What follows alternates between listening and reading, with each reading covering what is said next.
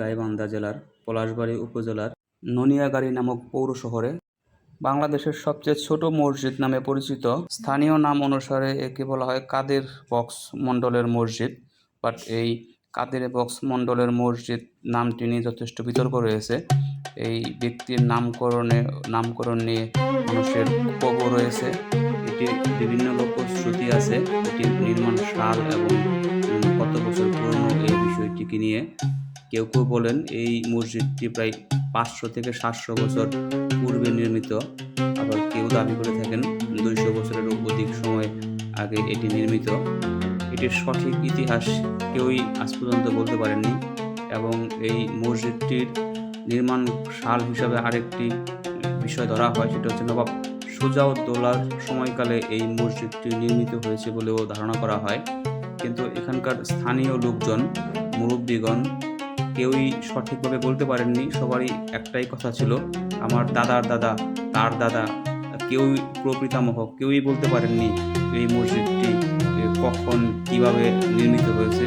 তবে গ্রামীণ লোককথা হলো যে এক রাতে বা গায়েবীভাবে এই মসজিদটি নির্মিত হয়েছে। 2013 সালে এই মসজিদটিকে প্রত্নতত্ত্ব অধিদপ্তরের লিপিবদ্ধ করা হয় এবং তখন থেকে এই মসজিদটিকে দেখাশোনার দায়িত্বে আছে প্রত্নতত্ত্ব অধিদপ্তর এবং মসজিদটিকে পুনর্নির্মাণ বা সংস্কার করা হয়েছে। আমি গিয়েছিলাম এবং মসজিদটির ভিতরে প্রবেশ করেছিলাম। এক গম্বুজ বিশিষ্ট এই মসজিদটি 4টি ছোট ছোট মিনার রয়েছে। এর পাশে একটি নতুন নির্মিত মসজিদে বর্তমানে প্রতিদিনের 5 ওয়াক্ত নামাজ সহ জুমার নামাজ আদায় করা হয়।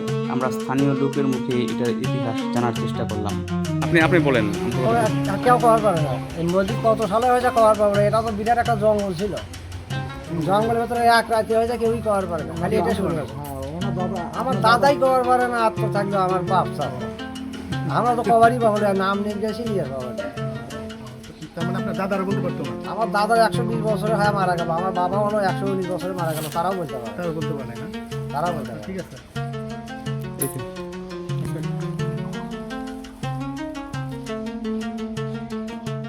জানি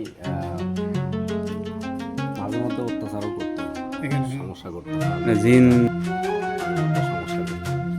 তাই লোকে বলে। এই মসজিদের ইতিহাস সম্বন্ধে কিছু জানেন? আগে থেকে মানে বাজাই আপনি দেখছেন? আমরা তো দেখি নেই, কিন্তু আমার বাবারা এগিয়ে দিচ্ছে। দিনেতে যাওয়া যায় না এই রাস্তায়। দিনের বেলা যাওয়া যায় না? তাই? হ্যাঁ, দিনের বেলা যাওয়া যায় না। আর এই দিদিটা তাহলে আপনাদের কাছে শুনছিল এই মসজিদের সম্বন্ধে কিছু শুনছিল? এটা আল্লাহ তার করতে তারাও দেখে নাই? তারাও দেখে মনে করে আমার দাদারাই মনে করে দেখি, বাবারা তো আর দেখে। তো এবার মনে করে দিনের বেলাও যাওয়া পারে না, আজকের বেলাও যাওয়া পারে না।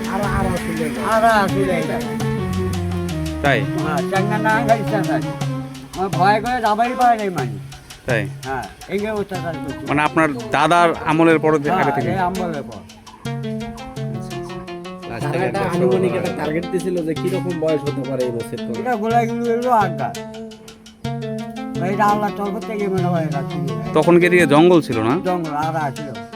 আচ্ছা আচ্ছা, মানে আপনাদের দাদার আমলের আগে থেকে তারাও বলতে পারে না এটা কবে কবে হয়েছে? না না, হ্যাঁ, আর এই দিকটা তো আসলে জিঞ্জিরা বললো, জিঞ্জিরা বললো, শেকল লাগানে পুরো। ওই দিঘিতে দেখা যায় মধ্যে মধ্যে মনে হয় সময় দেখা যায় না।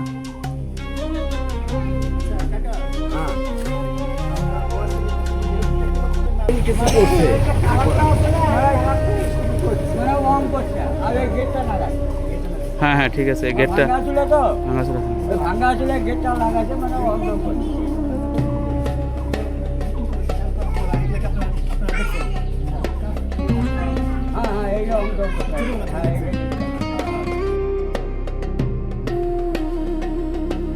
বিদায় নিচ্ছি।